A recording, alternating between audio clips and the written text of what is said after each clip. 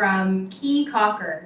This is our last morning here in Belize, and we couldn't leave without trying a fry jack. Now, a fry jack is just fried dough, and it's usually served with breakfast as an accompaniment, I guess, like instead of like a waffle or toast or a pancake. You can eat them savory or sweet. We've seen them offered with like eggs, bacon, beans, avocado, cheese, but also syrup and peanut butter. But we decided to go for something a little bit different. So the place that we've managed to get our fried jacks from today is one that actually does them stuffed. So it makes it more like an empanada or a pastry. So that's what we're going to be trying this morning. So I've got one which has ham, eggs, beans, and cheese. And I'm going to give this one a go because if you look right here, it is massive and smells wonderful. So I cannot wait to dig into this. I don't even know how to tackle it. That's the thing. I guess like kind of hold it like a burrito. I think that sounds smart. Yeah, trying to hold it all together. Do you tilt your head or do you tilt the taco? Yes.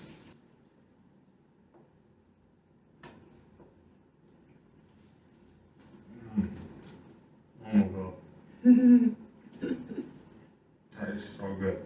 You can definitely taste like that dough flavor. It is like you're having just like a very well oiled pizza dough. But the inside is really what makes this. So it kind of just feels like you've turned like a flatbread, which has all of these ingredients on it, into a calzone, and then you put it all together and you served it. And honestly, this is utterly divine, and this is going to be a wonderful way to start off our morning. I can't wait. But as soon as we're done eating, we need to head to the water taxi to get back to the mainland. So we're going to enjoy our breakfast and then head off. Mm-hmm.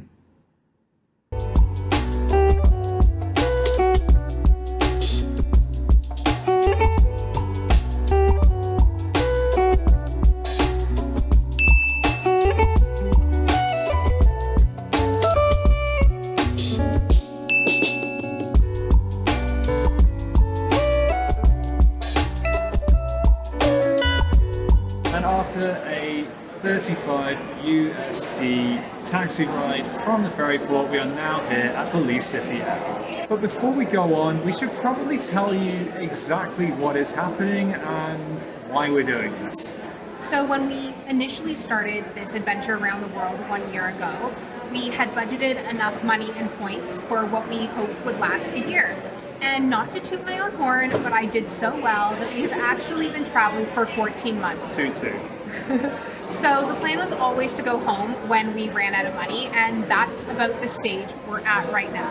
Really, the aim of going home now is to try and sort ourselves with some form of remote working job that we can fit around our travel lifestyle, because after 14 months of doing this, I think it's fair to say we absolutely love it, and we don't want to let go of doing all of these amazing adventures just yet. However, once we have sorted out everything that we need to in Canada, then the aim is to get straight back out there and be on the road again. So hopefully by the time that this video is released, we will already be in the next country, wherever that may be.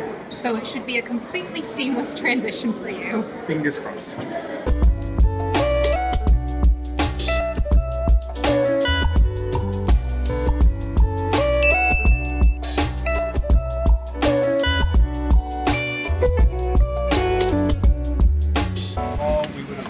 To manage to get a direct route back to Canada. The fact is, that's not miles and points friendly, and that's how we want to do it. So this is going to be a return journey done very much in stages. So step one is flying to Houston.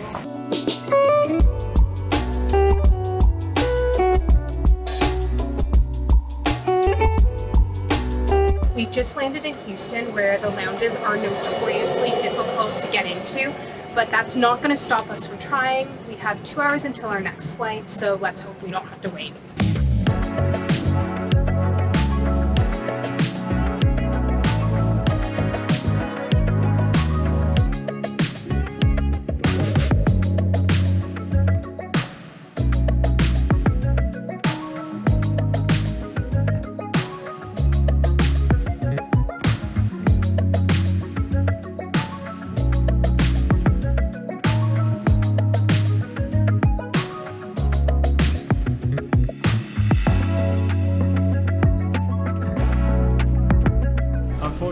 had a very, very short time in the lounge, and by that I mean we had like 20 minutes to just scoff some food. It did mean that we ended up getting a main course, but the good news was that they also had cookies which we can take for dessert, and considering the fact that the food there was epic, I assume these will be too. But as you can see, we are already at our gate and we need to board our flight to Columbus, Ohio now. Step 2.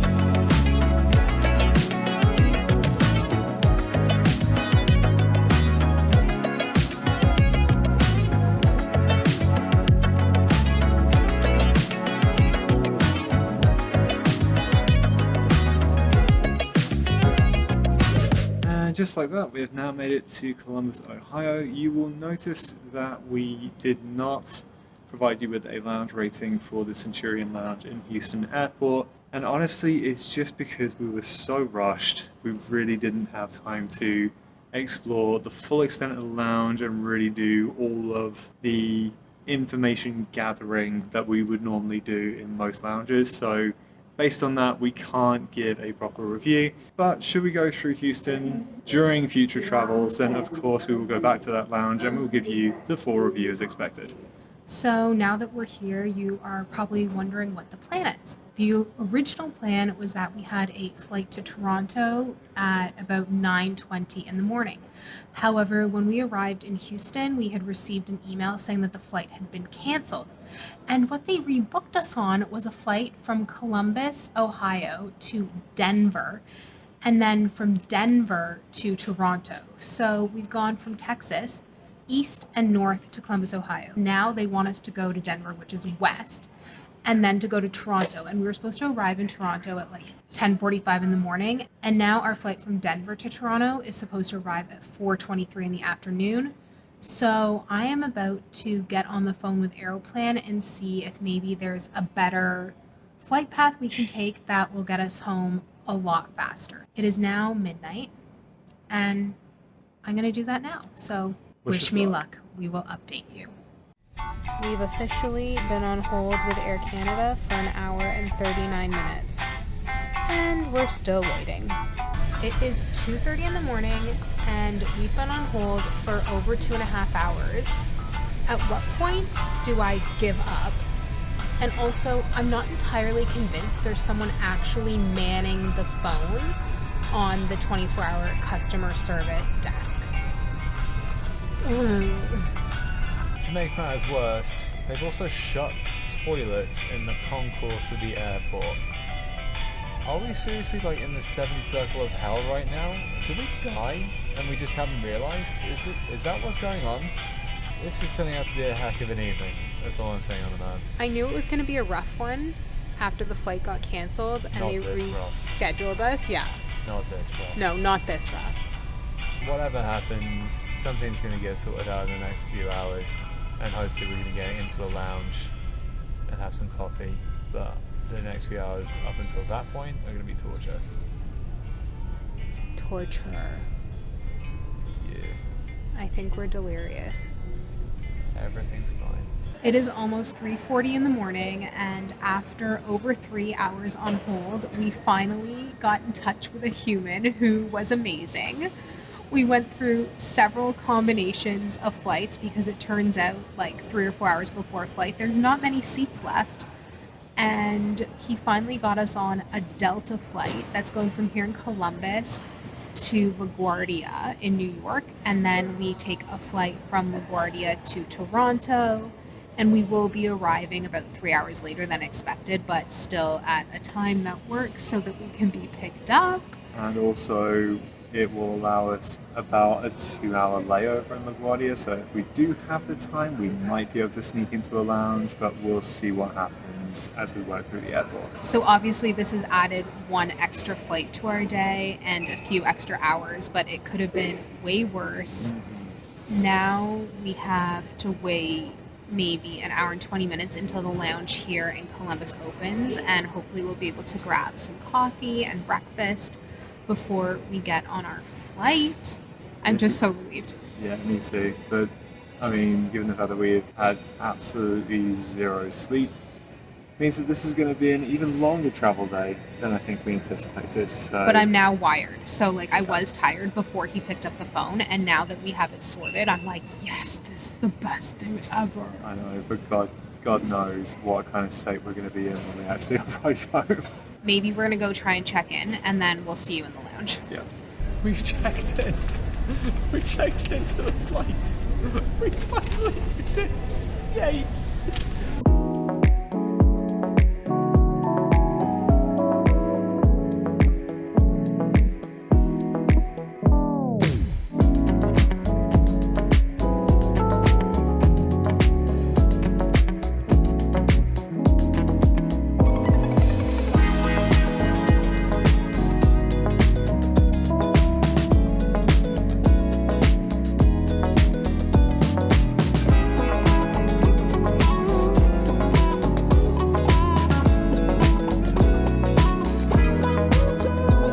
Finally made it into a lounge today, and we are in the Escape Lounge in the Columbus, Ohio airport. So that means it is time for yet another lounge rating. While this is a small lounge, fundamentally what it does offer in terms of food is really, really good. Now, bear in mind that this is only a breakfast service, but it seems like you just have a variety of different types of breakfast options to choose from, whether it's grits, granola, fruit, cereal, or even a cooked breakfast. It seems like you have pretty much every option available to you, and the quality of that food is absolutely excellent. So as far as that goes, we can safely rate this an 8. In terms of drinks, this lounge is fully stocked. There is top shelf alcohol, there's a huge selection of wine, and a pretty big selection of beer as well. So that's where this lounge really holds its own. Where this lounge lets itself down on drinks is the fact that they don't have any takeaway options like a bottle of water or can of pop or a box of juice kind of thing. They do have juice out of a dispenser, and if you want pop you have to go to the bar and ask, whereas like having a self-serve option is nice. They do have coffee and tea, but it's only Americanos and espressos. There's no latte or cappuccino options, which a lot of other airports have. So because of all that, we're rating this a 7 out of 10. Fundamentally, this lounge is very clean and it doesn't really look like there's too much that's out of place. The only reason that we're rating this down a little bit in comparison to other lounges is the fact that we haven't really had many staff coming around too often to clear away from us, which is definitely something a lot of lounges do very, very well. So with that, we're going to be giving this one an 8. In terms of comfort, there are a ton of seating options here. There is bar seating, there are dining tables, there are chairs that we're sitting in right now that face the runway, there are more comfy chairs. The one thing this is lacking is a chair that you can fully recline in, and for that reason, we are giving it a 7 out of 10. Finally, we get onto the downfall of this lounge, and that is the amenities. Now, given its very small floor space, then it is kind of understandable that there would be some things that are lacking, but pretty much there is nothing beyond your basics here. Like, even the toilets are still outside of the lounge, and it doesn't seem like there's very many offerings besides that. There's some TV up behind the bar, and obviously you can see the flight board just behind Rachel. But that is kind of about it beyond your basics, which is the plugs and the Wi-Fi. So really, we can only be rating this about a 4. That brings the grand total to 34 out of 50, which puts this lounge at a low mid-tier lounge. Pretty decent for not a huge airport, I think. It has been a saving grace. Definitely. And I think because of just how small this airport is, then it's a very, very pleasant surprise whenever we do go to a small airport and we find that actually the lounge is quite abundant by comparison. So yeah, this has actually been a very pleasant experience.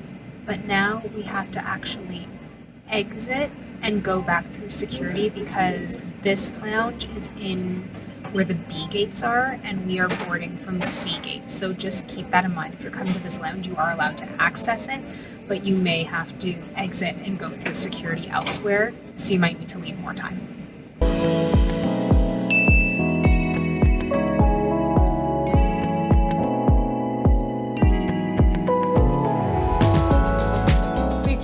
got to LaGuardia, and that means we only have one more flight to go on this epic travel day. We're so close. Okay, so we had hoped to have enough time here in LaGuardia to go to a lounge. But the process of actually getting to our gate has proven to be so much more difficult than we needed it to be. Because it's really not easily signposted as to where you need to go, how to get there, or anything like that. We got off the plane and we noticed that our flight wasn't listed in the terminal, and so we were kind of wandering around and we were kind of asking people as to like what we needed, but people weren't really very forthcoming with the right information as to where we needed to go. So we basically ended up kind of going out of that terminal building and coming back in the hopes that it was going to be the right thing. However, it actually turns out, and we had no idea, we realized that actually we needed to get a shuttle bus to this terminal because we were in a completely separate building, and we had no idea that you actually needed a bus to get between the two because no one had told us. Thankfully, we are now here at the gate in time with maybe about 10 minutes to spare before we actually board. But because of all of that faffing around and rushing to different parts of the airport that were not actually the bits that we needed to go to, unfortunately, it's meant that we have had no lounge time, and it's such a shame because there are apparently some of the most amazing lounges in the whole of the States here. But anyway, the key point is we are here. We are about to board and finally get home to Canada.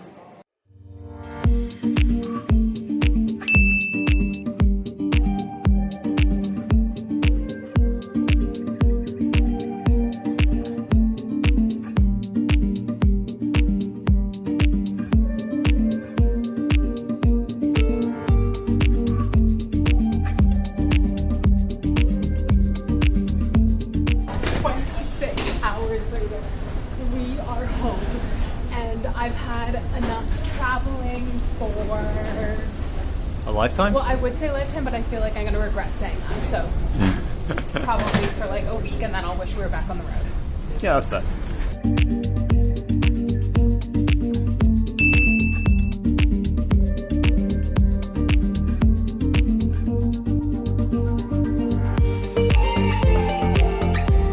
We have made it home. After 26 hours of total travel, 4 flights, a boat, a taxi, and a bus, we are finally back in Canada. And very tired, Yes, but grateful for the past 14 months of travel. absolutely. It has been a heck of a ride. Couldn't have imagined it going any better and having better company to do it with. Aww. We're obviously absolutely bush right now, but the intention is to do another video where we do like all of our major reflecting and really take a look back at the year. So do stay tuned for that because that will be our next video. For now though, because we are running on maybe about half an hour's sleep between us, then I think it is definitely time for us to sign off on this one and just take care of our basic human needs. So until next time, take care. And keep smiling.